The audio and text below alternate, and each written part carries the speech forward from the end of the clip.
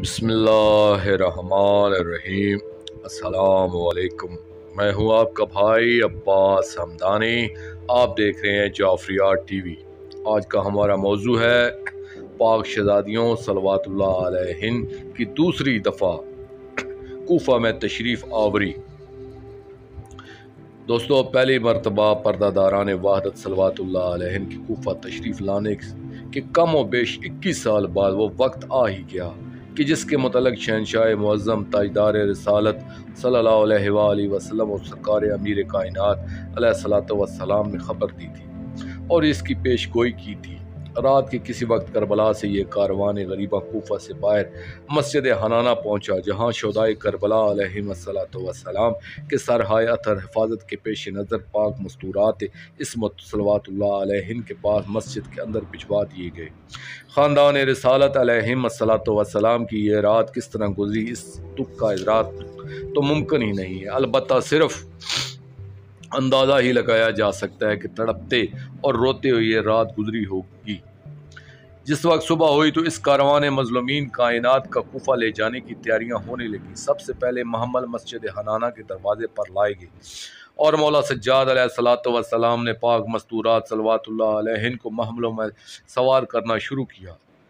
इसी दौरान ज़ालिमीन ने भी अपने खैमे और सामान वगैरह समेट लिया।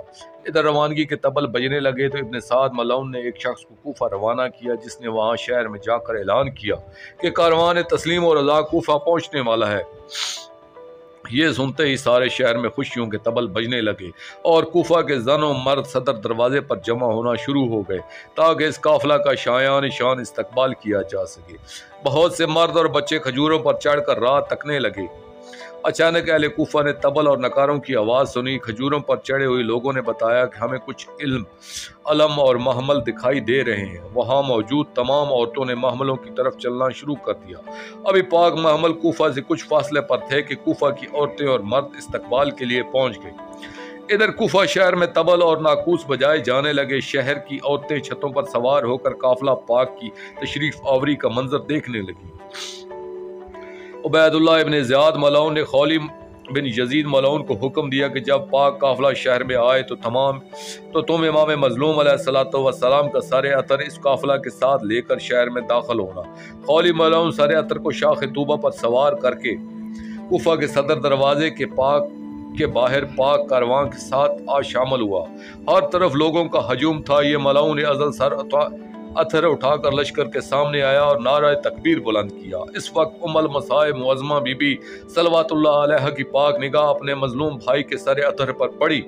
पाक भाई की मजलूमियत की महराज पर देखा तो शिद्दत गम से आपने अपनी पेशानी महमल से टकराई और बेसाख्ता हाय हुसैन कहते हुए बैन करना शुरू की और दोबारा दर्दनाक आवाज में हाय हुसैन कहकर अपने सर अतर पर यूं ज़रब लगाई कि नौरानी पेशानी से खून तर हो गई।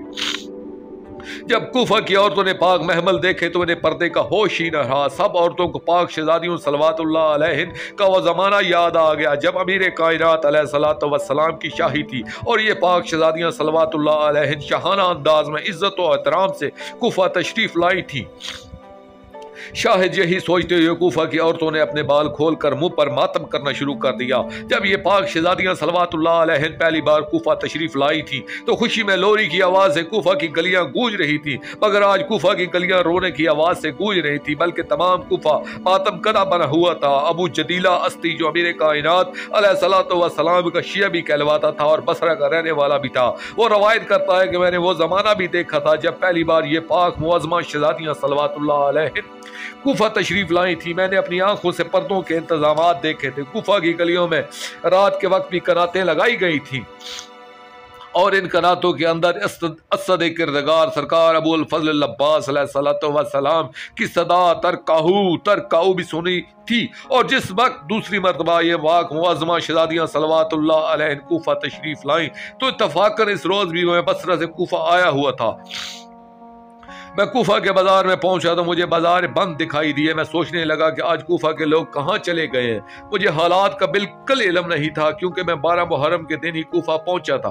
कूफा और बसरा के दौरान सफर भी मुझे कोई ऐसा शख्स ना मिला कि जो मुझे करबला के हालात से आगाह करता। मैं कूफा के मरकजी बाजार की तरफ चल दिया जिसे कनासा कूफा कहा जाता। मैं अभी वहां से कुछ फासले पर था कि मैंने गलियों और महलों में औरतों के जलूस देखे। सब औरतें रो रही थी, इनके बाल खुले हुए थे, इनके सरों में खाक थी। मैं बहुत हैरान हुआ कि ये क्या माजरा है। मैंने ये भी देखा कि बहुत बड़ी तादाद में लोग ज़र्क को बर्क लिबास में पहने खुशियां मना रहे थे। मैं रोती हुई औरतों के पीछे चल पड़ा ताकि मालूम कर सकूं कि ये कहाँ जा रही हैं और रोने की वजह क्या है। फिर मैंने देखा कि एक महल्ले से काफ़ी तादाद में औरतें इन औरतों के साथ शामिल हो गई हैं। उनकी कैफियत भी वही थी, यानी वो भी मातम कर रही थी। इन औरतों के पीछे एक सफेद रोश बुजुर्ग आ रहा था जिसका अमामा खुलकर गले में आ चुका था। वो भी कमर चुका कर रो रहा था। मैं इस बुजुर्ग के पास पहुंचा और सलाम कहने के बाद इससे दरियाफ्त किया, ऐ शेख क्या बात है, आज तुम तमाम कूफा मातम कदा बना हुआ है, क्यों? इसने मुझे रोते हुए सलाम का जवाब दिया और फिर मुतहिर होकर मुझसे पूछने लगा, क्या वाकई तुम्हें मालूम नहीं कि रसूल अकरम सल्लल्लाहु अलैहि वसल्लम के पाक फर्जंद दे अस्कर मौला इमाम हुसैन इब्ने अली अलैहिस्सलातु वस्सलाम को करबला में शहीद कर दिया गया है? मैंने जवाब दिया कि यकीनन मैं इस बात से बेखबर हूँ। इसी बुजुर्ग ने मुझे आगाह किया कि मौला इमाम हुसैन इब्ने अली अलैहिस्सलातु वस्सलाम इनके अवान व अंसार अलैहिस्सलातु वस्सलाम को जुल्म व बर्बरियत से शहीद करने के बाद इनके पाक पर दारों सलवातुल्लाह अलैहिन को उम्मत आज कूफा ला रही है, इसलिए हम सब ग्रिया कुना है और दुश्मन आज जश्न मना रहे हैं। मैंने पूछा कि वो किस तरफ से तशरीफ ला रही हैं, तो इसने बताया कि वह बाब बादिया से दाखिल हो रही हैं और कनासा कूफा में इन्हें रोक दिया जाएगा। अबू जदीला अस्ती कहता है कि मैं कूफा के बाब बादिया या बाब अल हजाज की तरफ चल पड़ा। जब मैं वहां पहुंचा तो देखा वहां लोगों का बहुत बड़ा अज़्दहाम था। मैं आपको आगाह करता चलूं कि इस जमाने में बाब बादिया से अंदर एक बहुत बड़ा और खुला मैदान हुआ करता था। किसी भी जानब जंग के लिए जाने वाली फौज इसी मैदान में जमा होती और अपने साथ जाने वाले फौजियों की आमद का इंतजार किया करती। नीज मुसाफिर और तजार इसी जगह अपने ख़याम लगाकर अपने साथ जाने वाले अहले काफिला के जमा होने का इंतजार किया करते थे। अबू जदीला अस्ती का बयान है कि बाब बादिया के इस अंदरूनी मैदान में इस वक्त इंसानों का एक समंदर ठाटे मार रहा था। अचानक दरवाजे के बाहर से हमें नकारों और तबल की आवाज़ें सुनाई थी। मैंने देखा तो दरवाजे के सामने मुझे अलम लहराते हुए नजर आए। बहुत बड़ी तादाद में घोड़े सवार फौजी थे जिन्होंने अलम और बहुत से अमूद नूर उठा रखे थे। इनके पीछे मुझे 40 महमल नजर आए और मैं समझ गया कि यही सरकार अमीर अल मोमिनीन अलैहिस्सलातु वस्सलाम की पाक दुख्तरान सलवातुल्लाह अलैहि के महमल हैं। मैंने वो वक्त भी देखा था जब इस पाक कारवान का अमीर कायनात अलैहिस्सलातु वस्सलाम ने खुद इस्तकबाल किया था और आज भी देख रहा था कि इसलिए लुटे हुई काफिला का कोई पुरसान हाल भी दिखाई नहीं देता था। अबू जदीला कहता है कि मैंने कोशिश की कि किस तरह इमाम मजलूम अलैहिस्सलातु वस्सलाम की दस्तार मुबारक के पाक वारिस मौला सज्जाद अलैहिस्सलातु वस्सलाम तक पहुँच कर इनसे ताज़ियत कर सकूँ। मैं बड़ी कोशिश और जदोजहद के बाद आपकी नाका के करीब पहुंचा। आप बिल्कुल खामोश थे। हाथ में एक तस्बीह थी जिसे आहिस्ता आहिस्ता गर्दिश दे रहे थे और आपके लब हाय अथर मुतहरक थे जैसे कुछ तिलावत फरमा रहे हो। मैंने इनकी नाका के सीने पर अपनी पेशानी लगाई और रोते हुए अर्ज किया कि मुझे आपके पाक बाबा अलैहिस्सलातु वस्सलाम की शहादत का बहुत दुख और दिली सदमा है। मुझे कुछ बताएं कि ये सब कुछ अचानक कैसे हुआ। मौला सैयद अल साजिदीन अलैहिस्सलातु वस्सलाम ने फरमाया कि रोज़े आशूर ज़ोहर और असर का दरमियानी वक्त था कि जब हमारे पाक बाबा अलैहिस्सलातु वस्सलाम को शहीद किया गया और इस वक्त हम अपने खैमा में थे। हमें मुर्तजिज़ की आवाज़ सुनाई दी। हमने बाहर झांक कर देखा तो हमें मुर्तजिज़ इस हाल में नज़र आया कि इसका तमाम जिस्म तीरों और नेज़ों से ज़ख्मी था और इनसे ज़ख्मों से खून जारी था, ज़ीन ढली हुई थी। हम समझ गए हम यतीम हो चुके हैं। मौला सज्जाद अलैहिस्सलातु वस्सलाम ने इतना ही फरमाया था कि काफिला आगे चल पड़ा। मैं इनकी नाका के साथ चल रहा था कि मैंने एक हैबतनाक गैबी आवाज सुनी, या अहलल कूफा ग़ज़वहु अब्सारकुम अन हरम रसूलुल्लाह सल्लल्लाहु अलैहि।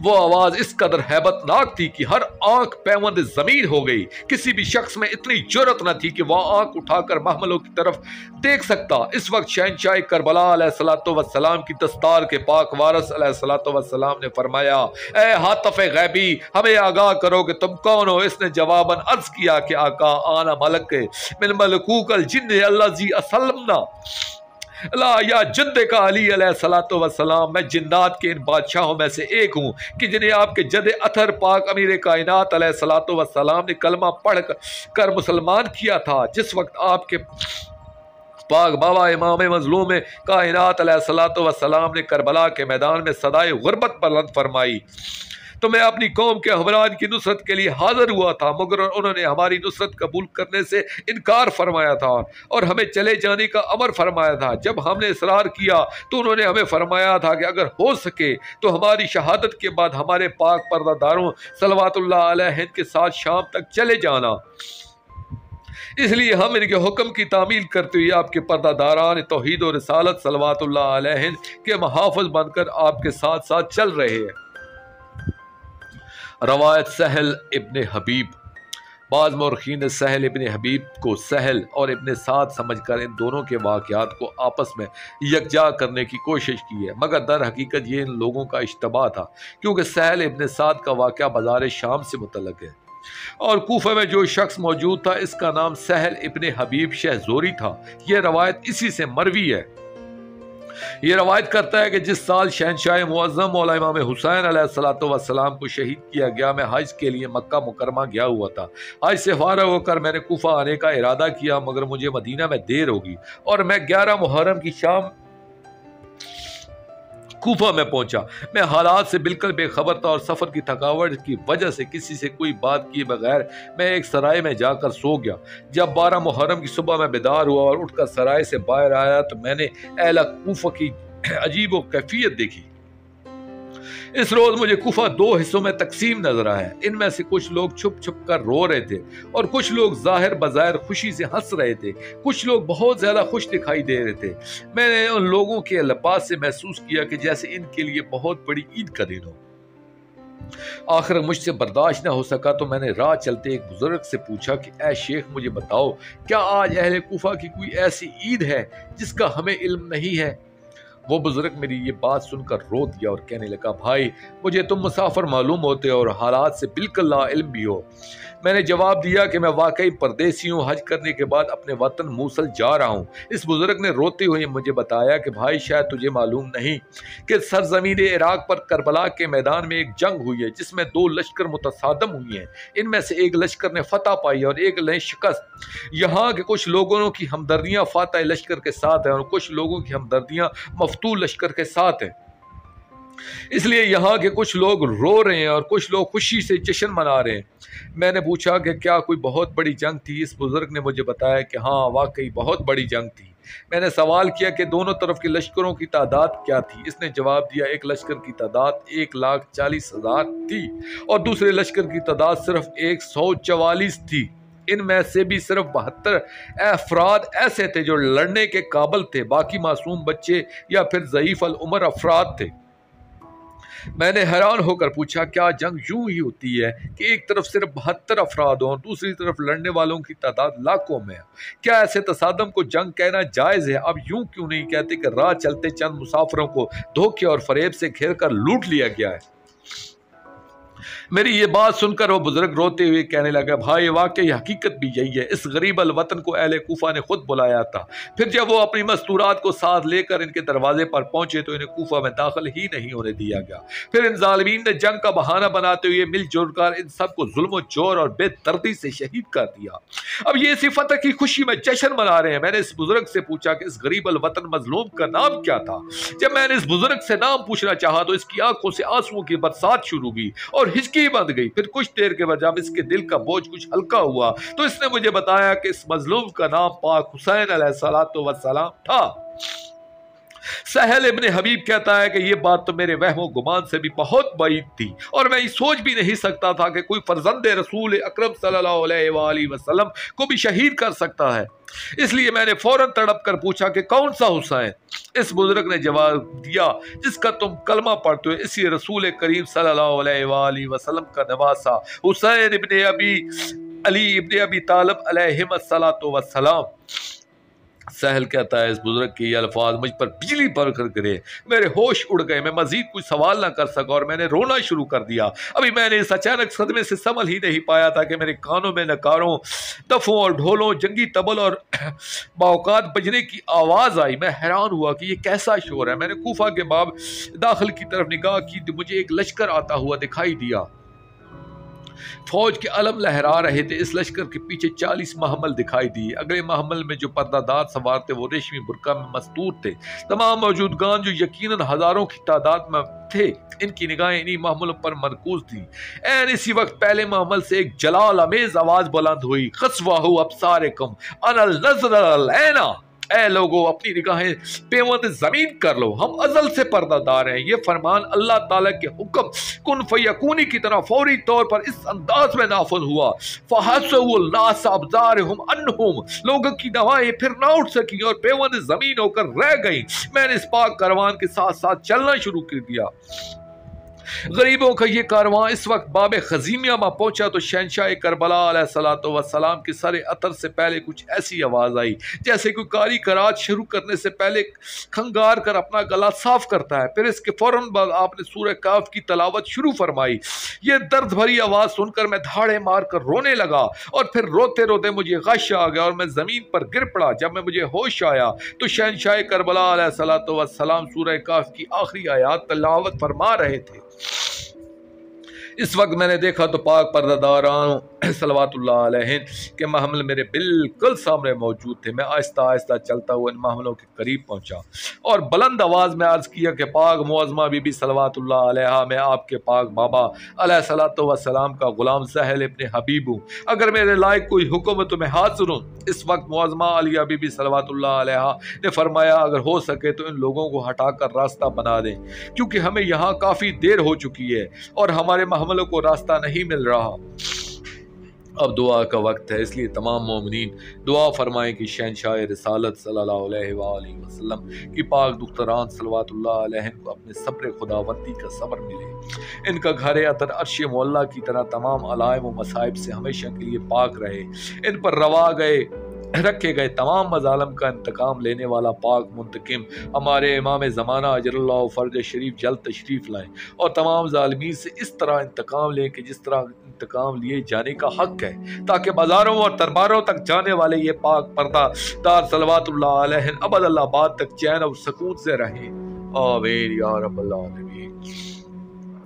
दोस्तों, आखिर में मैं शुक्रिया अदा करूँगा अपने मुर्शिद करीम सैयद मोहम्मद जाफ़र ज़मान नकवी अल बुखारी सरकार दामिज़िल्लाहु ताला का। ये मज़मून मैंने इनकी किताब मजालिस अल मुंतज़रीन अला रोज़त अल मज़लूमीन जिल्द 4 से पेश किया है। आखिर में अपने पाक शहंशाह अपने पाक करीम आका की बारगाह में दुआ करेंगे, अल्लाह जल या वली अल मज़लूमीन, अल्लाह जल या लसारत अल हुसैन, अल्लाह जल या सायर अल बायर, अजरल्लाहु ताला फरजक व सलवातुल्लाह अलैका या रब्बा मुहम्मद व आले मुहम्मद सल्लल्लाहु मुहम्मद व आले मुहम्मद वाजिल फरजा आले मुहम्मद सल्लल्लाहु अलैहि व आलिहि वसल्लम।